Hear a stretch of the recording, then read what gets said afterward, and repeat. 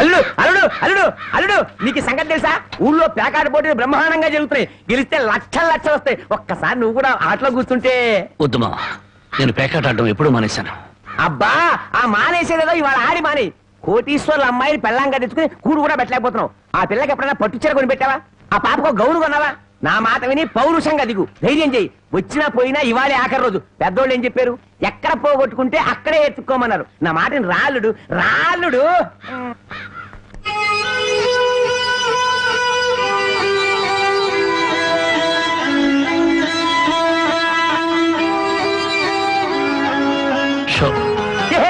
నేను చెప్పలేదు రాళ్ళుడు, ఇవాళ గెలుపు నీదే.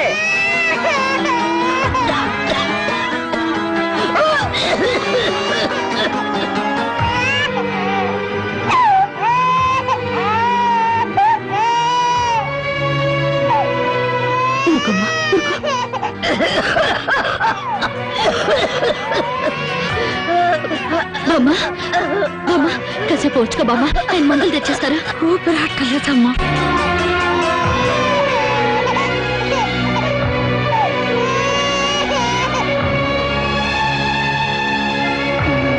Show show show show.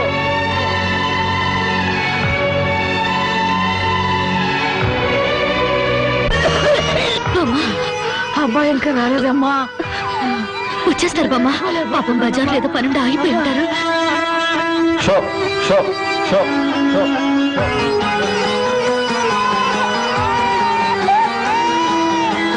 Show show show show.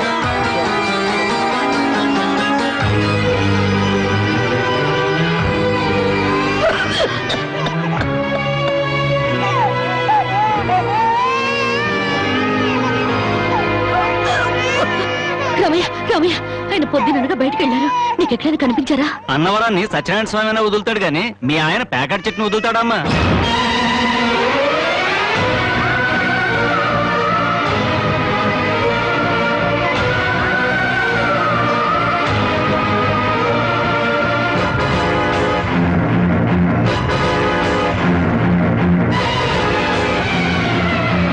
Show show show.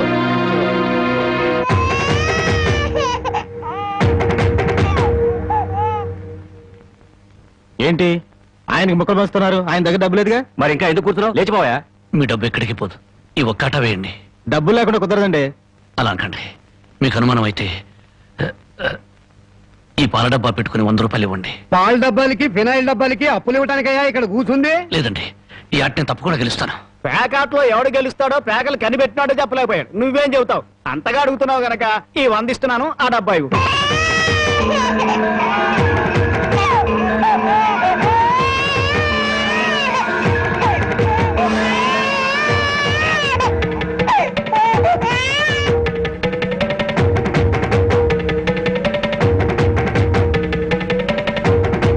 Show show show.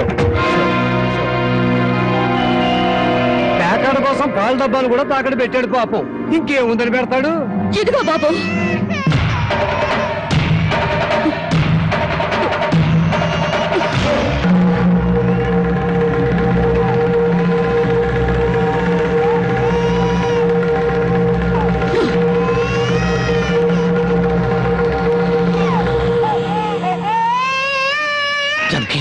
నన్ను నా బిడ్డని తాగట్టు పెట్టుకుని మా ఆయన ఆడివ్వండి బాబు.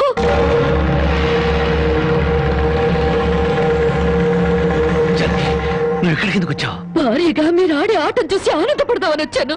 పసిబిడ్డ ఆకలిని బామ్మ ఆరోగ్యాన్ని త్యాగం చేసి మీరు ఆడే ఆటం చూసి గర్వపడదామని వచ్చాను. జనకి, నన్ను క్షమించు. జనకి, నన్ను క్షమించు.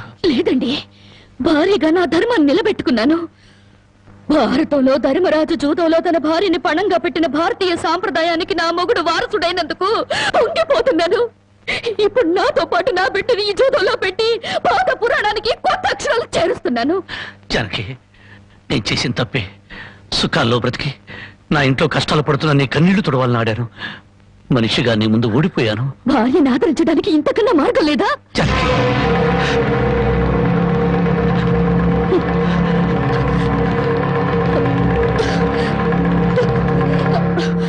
అయ్యా బాబు, పశువులు కూడా కష్టపడి బతుకుతాయి, కానీ మీరు ఈ పేకాడితే గాని బతకలేరు. గడ్డి తిన్న పశువులకి పాలిచ్చే లక్షణం ఉన్నప్పుడు బుద్ధొచ్చిన మీకు ఈ పేకాట మీద సంపాదించి గడ్డి తినే అలవాటు ఎందుకు వచ్చింది, ఎలా వచ్చింది? భారతంలో 105 జూదం ఆడితే ఈ భారతదేశంలో పేటకి భారత జూదం నడిపి మీ సంసారాలు ఎందుకు పాడు చేసుకుంటున్నారు? మీరు 3 ముక్కల ఆట ఆడే ముందు మీరు 3 ముళ్ళు వేసిన మీ ఇంటి ఆడదానికి కాస్త విషం ఇచ్చి చంపొచ్చి ఆడుకోండి అయ్యా, ఆడుకోండి. జరిగి జరిగి జరిగి నా మాట విను, వదలండి. జరిగి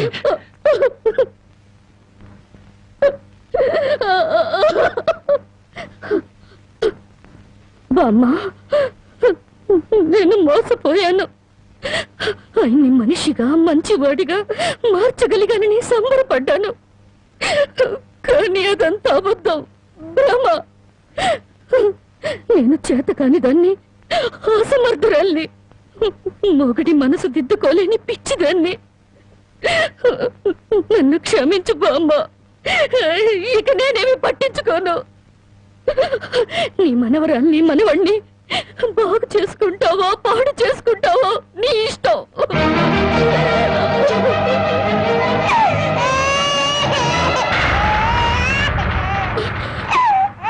అమ్మా బామ్మ బామ్మ బామ్మ బామ్మ బామ్మ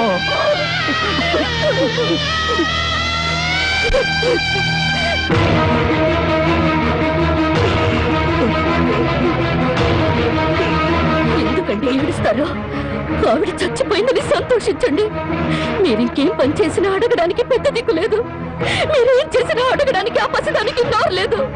నేను కూడా పోతే మీకు అడ్డు చెప్పేవాళ్ళు, మీ కాళ్ళకి అడ్డం పడేవాళ్ళు కానీ వంటనే ఉంటారు.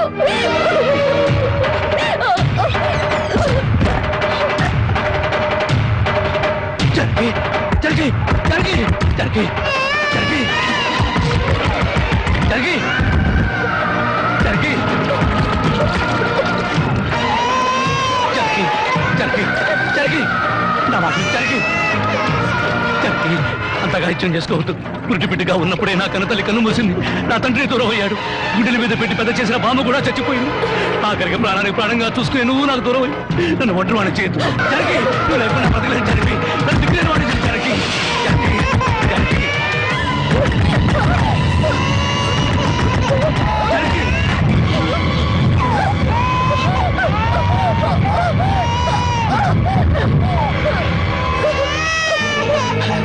జరిగి జరిగి జరిగి అమ్మా జరిగి జరిగి ఎంత పని చేసావు జరిగి జరిగి నువ్వు లేకుండా నేను ఒక క్షణం కూడా బ్రతకను జరిగి మనతో లేకుండా మన బిడ్డగత ఏమవుతుంది జరిగి జరిగి జరిగి జరిగి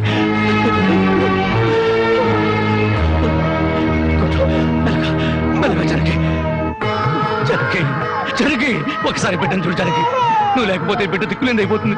నేను లేకపోయినా పర్వాలేదు, కానీ బిడ్డకు నువ్వు కావాలి. నీకు ఇష్టం లేకపోతే నేను శాశ్వతంగా దూరం అయిపోతాను, కానీ నువ్వు చావడానికి వీల్లేదు, నువ్వు చావడానికి వీల్లేదు జరిగి. కానీ కన్ను మాకు కావాలి, మాకు నువ్వు కావాలి. నువ్వు లేకపోతే నేను బ్రతకలేదు జరిగి, నేను బ్రతకలేదు.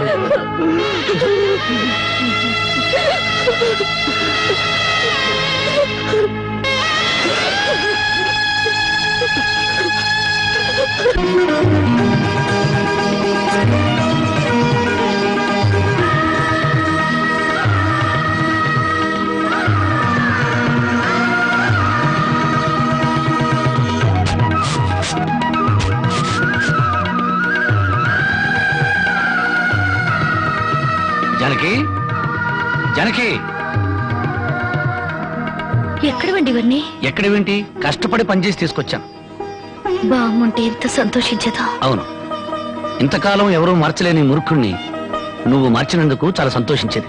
ఇదిగో నా మొగుడిని మూర్ఖుడంటే నాకు చెడ్డ కోపం వస్తుంది. కోపం వస్తే ఏం చేస్తావు? ఇలా వాటేసుకుంటావు అంతేగా. ఉండండి, పాపందు. చూడు జానకి, ఈ రోజు నా కూలి డబ్బుల్లో నా బుజ్జి పాపాయికి 5 రూపాయల చాక్లెట్లు, నా ముద్దుల పెళ్ళానికి 5 రూపాయల పువ్వులతో పాటు ఈ సామాన్లు కొనగా ఇదిగో 30 రూపాయలు మిగిలింది.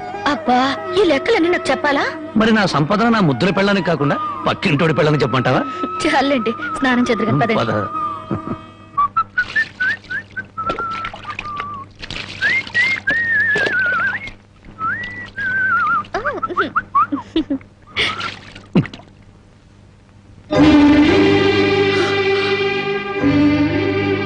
ఏంటండిది ఇలా కవిలిపోయింది?